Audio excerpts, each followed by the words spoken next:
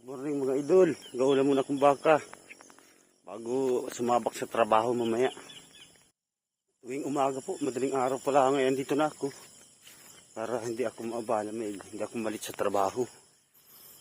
Tapos na po ako mag-ula. Pauwi na tayo.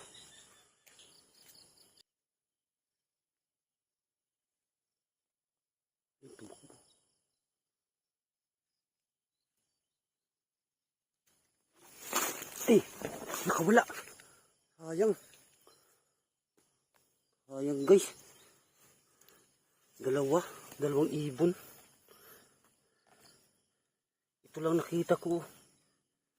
Huli ko sana yung 2 ibon.